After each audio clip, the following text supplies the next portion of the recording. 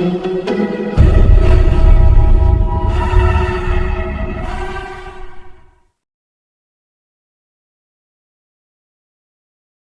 اگر آپ کا ہدف فارسی سیکھنے سے صرف گفتگو نہیں بلکہ آپ چاہتے ہیں کہ فارسی کی کتابیں پڑھ لیں اور ٹیکسٹ کو سمجھ لیں تو یہ تو بات اور بھی آسان ہو جائے گی، کیونکہ 60% جو مشترکہ الفاظ ہے لکھنے میں تقریباً ایک جیسے لکھے جاتے ہیں۔ مثلا آپ ان مثالوں پر غور کریں۔ فارسی کے جملے ہیں: جاوید آمد، اسد رفت، رضا غذا خورد۔ ان جملوں میں آمد، رفت اور خورد اور غذا، باقی شروع کے تو نام ہیں، اس کے بعد جو فعل ہے وہ سب اردو میں استعمال ہوتے ہیں۔ جاوید آ گیا، اسد گیا، اور رضا غذا خورد۔ خورد و خوراک سے آپ اندازہ لگا سکیں گے کہ غذا کے ساتھ جو خورد کا فعل آیا ہے، خورد کا مطلب ہوگا کھا لیا، رضا نے کھانا کھا لیا۔ یا جملے جو کتابوں میں ہیں: اینجا جنگل ها، درخت ها، کوهستان ها، دریاها، چمنزارها و گلزارهای مختلف وجود دارد۔ اس جملے میں بہت سارے الفاظ ہیں، لیکن بیچ کے سارے الفاظ جو ناؤن ہیں، جو اسم ہیں، وہی الفاظ ہیں جو ہم اردو میں بھی استعمال کرتے ہیں۔ اگر اردو تلفظ میں دیکھیں، جنگل، درخت، کوہستان، دریا، چمنزار، گلزار، اور وجود جو موجود ہے۔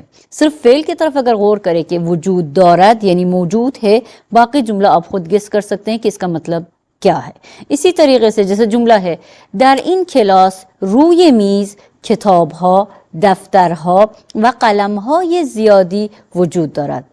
اس کلاس میں، اس میز کے اوپر بہت سارے کتاب، قلم اور مختلف چیز موجود ہے، زیادہ موجود ہے۔ اس کورس میں آپ کے سامنے بہت سارے الفاظ ہوں گے جو کہ ایک لسٹ کے صورت میں فارسی اور اردو کے مشترکہ الفاظ آپ کو ہم نے پیش کیے ہیں، اور ان میں ہم نے 4 قسم کے تقسیمات رکھے گئے ہیں۔ پہلا قسم وہ ہوگا جو معنی اور تلفظ کے لحاظ میں، یعنی ادائیگی اور معنی کے لحاظ میں اردو اور فارسی میں بالکل سیم ہے۔ ان الفاظ کو آپ آسانی سے یاد کریں گے اور آسانی سے استعمال کریں گے اور بہت سارے جملے بنائیں گے اگر آپ کے پاس کچھ افعال ہو۔ اور دوسرا قسم کیا ہوگا؟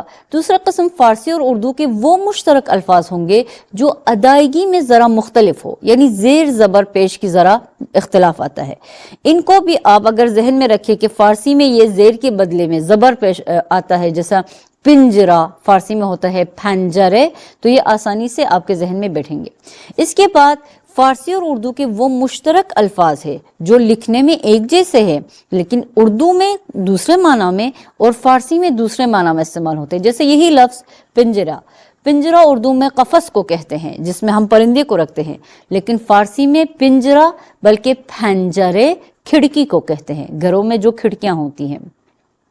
یہ معنی مختلف میں آ گئے، لفظ مشترک ہے دونوں زبان میں لیکن ان کا معنی مختلف ہے۔ اور چوتھا قسم وہ الفاظ جو انگلش کے ہے، انگلش کے وہ الفاظ جو دونوں زبانوں میں، فارسی میں اور اردو میں مشترکاً استعمال ہوتے ہیں، تو اردو زبان کو آسانی سے ان کا معنی سمجھ میں آئے گا۔ جیسے بسکٹ کمپیوٹر، فارسی میں ہوگا بسکویت کمپیوٹر، اور آسانی سے آپ اندازہ لگا سکتے۔ یہ لسٹ آپ کے سامنے ہوگا۔